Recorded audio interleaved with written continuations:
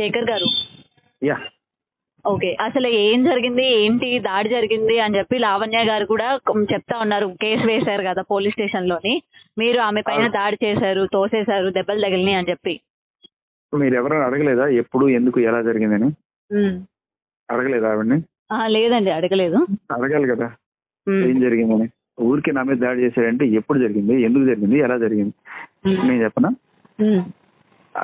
ఒక టీవీ ఛానల్లో ఇంటర్వ్యూ ఇస్తున్నప్పుడు ఆ స్టూడియోలో లైవ్ జరుగుతుంది. ఈవిడ అక్కడికి జనాలను వేసుకొని వచ్చింది. ఒక ముగ్గురు రౌడీజాలని గట్టి గట్టిగా అరుస్తూ, బూతులు తిరుగుతూ, మొత్తం దాని మీద అరుస్తూ అందరినీ భయభ్రాంతులు గురి చేసింది. కరెక్ట్ గా మా స్టూడియో ఏదైతే లోపల లైవ్ జరుగుతుందో అక్కడికి వచ్చి తప్ప తప్ప తప్ప తప్ప కొడుతుంది. మీరు ఆ లైవ్ కూడా వింటే ఆవిడ యాంకర్ కూడా చెప్తోంది, మీకు తర్వాత కావాలంటే అవకాశం ఇస్తాను మాట్లాడుకోవడానికి, ఇట్లా చేయడం కరెక్ట్ కాదు, రౌడీజం చేస్తున్నాను ఏం చెప్పింది. అసలు పచ్చి బూతులు అరుస్తోంది, దబ్బా దబ్బా బారుతోంది. సరే వాళ్ళు ఏం చేశారు, ఇంకా 100కి ఫోన్ చేశారు.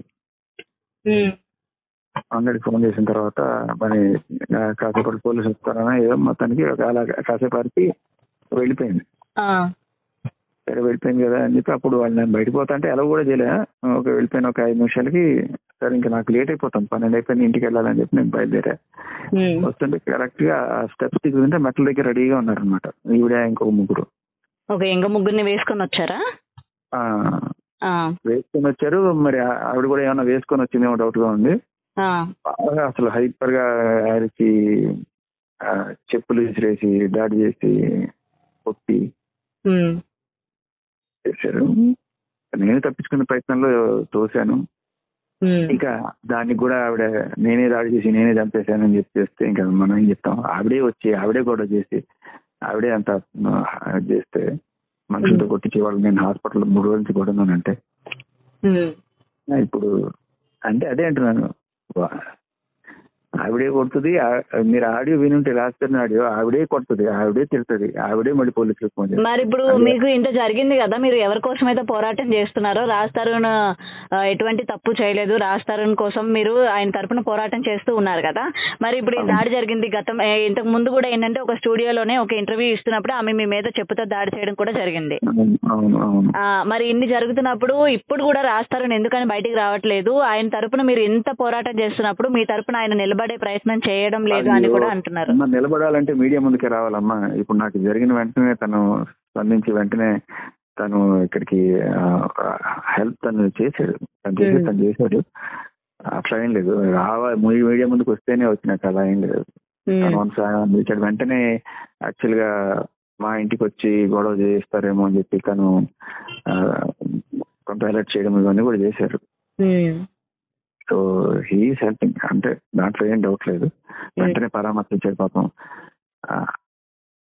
అది మాటల వరకు పోయేది ఇప్పుడు ఏకంగా దాడుల వరకు చేసుకుంటున్నారు కదా. మరి అమ్మ మాటల వరకు మొన్నటి దాకా ఎప్పుడైతే ఆవిడ డ్రగ్ కేసులో పెడ్లర్ అని ఆవిడ బుక్ అయ్యి దానికి సరైన సాక్ష్యం దొరికిందో ఆ సాక్ష్యం మనం తీసుకొచ్చాం, అప్పటి నుంచి దాడులు మొదలయ్యాయి. మీరు గమనిస్తారు, చెప్పుతో దాడి కూడా ఆవిడ ఎప్పుడైతే నేను ప్రీతి కాల్ వినిపించానో అప్పుడే ఇంకా అసలు మొత్తం మొహం మారిపోయింది, దాడి చేయడం మొదలైంది. అప్పటి నుంచి అసలు ఇంకా మాట్లాడకూడదు, ఆ అమ్మాయి బయటకు తీసుకురాకూడదు, ఆ అమ్మాయి కాల్ ఏ రకంగానూ ఆ అమ్మాయి వాయిస్ బయటకు రాకూడదు. అందుకే ఆ అమ్మాయిని డిఫెండ్ చేయడానికి ఫోటోలు అమ్మాయి పాత ఇవన్నీ కూడా రిలీజ్ చేసి అమ్మాయి గురించి బ్యాడ్ ప్రాపగండా చేసి అమ్మాయి బయటకు రాకుండా చేస్తుంది.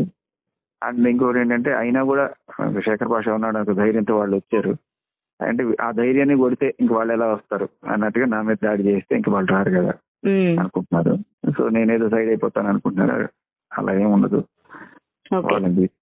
అందుకని వాళ్ళు కొంచెం సేఫ్ లొకేషన్ తరలిచ్చాము. వాళ్ళు ప్రస్తుతానికి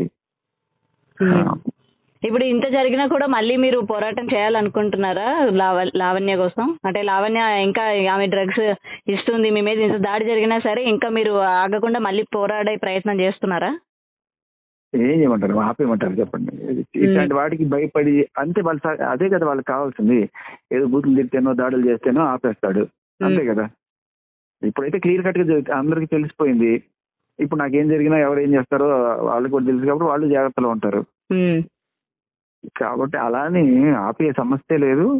అది దీని ఎండింగ్ పాయింట్ అదే, ఆవిడ్ని అదుపులోకి తీసుకోవాలి.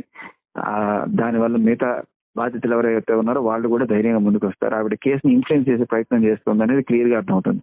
ఆ ప్రీతి మీద డిఫేమింగ్ చేయడం కానీ, ఆవిడ బ్లాక్ మెయిల్ చేయడం కానీ, బయటకు రానివ్వకుండా చేయడం కానీ, అలాగే నా మీద దాడి కానీ ఆవిడ కోసం, ఇవన్నీ కూడా చాలా క్లియర్ కట్ గా సాక్షుల్ని ప్రభావితం చేస్తోంది ఆవిడ కేసులో. ఆవిడ బెయిల్ రద్దు చేసి ఇమీడియట్ గా ఆవిడ అదుపులోకి తీసుకొని విచారిస్తే మిగతా బాధితులు కూడా బయటకు వస్తారు. అది ఇప్పుడు ఎవరైతే ప్రీతి డ్రగ్ ఇప్పించారు, లావణ్య ఇప్పించింది అని చెప్తూ ఉంది కదా, మరి ఇప్పుడు దీనికి ప్రభావితమైన మిగిలిన వాళ్ళందరి సంగతి ఏంటి? బయటకు తీసుకొచ్చే ప్రయత్నం చేస్తుందా ప్రీతి? ఒక్కళ్ళు ధైర్యంగా ముందుకు వస్తే చాలా మీడియాస్ లో అమ్మాయి మాస్క్ కట్టుకొని వచ్చింది, దానికి అంత చెప్పి తీసుకొచ్చాం. ఎవరో ఆవిడ ఇచ్చిన ఫోటోలు బేస్ చేసుకుని కనీసం విజ్ఞత కూడా పాటించకుండా, బ్లర్ కూడా చేయకుండా ఆవిడ ఫోటో ఎవరో వేసేసారు. ఆవిడకి ఎలా ఉంటుందమ్మా? ఇంకా ఆవిడ బయటకు చాలా మంది అడిగారు ప్రీతిని తీసుకొచ్చింది మాట్లాడించండి అంటే, ఆవిడ ఏదో ఫస్ట్ 2-3 మాట్లాడి తర్వాత ఆవిడకి కావాల్సింది అదే. అంటే ఇలా డిఫేమ్ చేస్తే, పర్సనల్ లెవెల్లో డిఫేమ్ చేస్తేనో లేకపోతే దాడులు చేస్తేనో ఆగిపోతారు బయటికి రాకుండా. సో మళ్ళీ ఇంకా ఆవిడని కాస్త మనం ధైర్యం చెప్పి చేయాలి అంతే.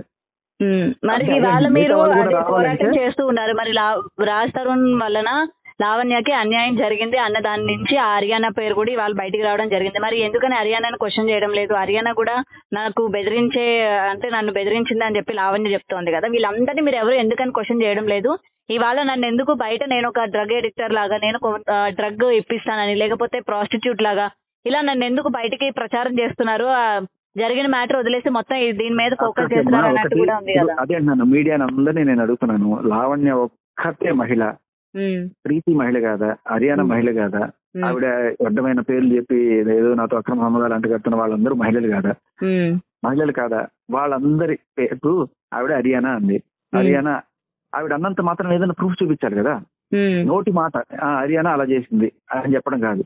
ఇప్పుడు మొన్న ఏదో ఇంటర్వ్యూలో హర్యానా ప్రెగ్నెంట్ అని చెప్పింది అంత నీచంగా. ఆ అమ్మాయి రేపు ఎల్లుండి పెళ్లి చేసుకోకపోయే అమ్మాయి ఎంత దారుణమైన ఎఫెక్ట్ పడుతుందమ్మా అమ్మాయి దీని మీద. ఆవిడ చెప్పడము, మనమేమో దానికి అంతపాటు వెళ్ళి అడగడం. ఆవిడ ఏ రకమైన క్రెడిబిలిటీ లేకుండా నోటికి వచ్చినట్టు నిజంగా చాలా మంది మహిళలకి అన్యాయం జరుగుతుంది ఆవిడ వల్ల. అందరి క్యారెక్టర్ ని అసాసినేట్ చేస్తుంది ఆవిడ చేస్తుంది అందరి క్యారెక్టర్ అసాసినేషన్. కానీ శేఖర్ గారు ఇవాళ ఇప్పుడు పర్టికులర్ గా ఒకరి పేరు వినిపిస్తుందంటే అందులోని వాళ్ళ భాగం లేకుండానే ఈమె వాళ్ళ పేరు తీసి బయట మాట్లాడుతుందంటారా? ఎంతో కొంత అవును అదేమ్మా, మీరు అడగాల్సింది ఏంటంటే ఆధారం. నోటికి వచ్చిన నోరు ఉంది కదా అని ఇది వెళ్ళడం కాదు కదా. ఏదో ఇద్దరు కలిసి ఒక ఫోటో తీసుకున్నారంటే ఆ ఫోటో పెట్టి వాళ్ళకి అక్రమ సంబంధం అంటగట్టాడేమన్నా? లేకపోతే అమ్మాయి చెప్పి ఇప్పుడు అమ్మాయి ఎలా చెప్పింది? లావ్ అయిందట, ప్రెగ్నెన్సీ వచ్చింది కాబట్టి, లేకపోతే ఏదో చేసుకుని లావ్ అయిపోయిందట.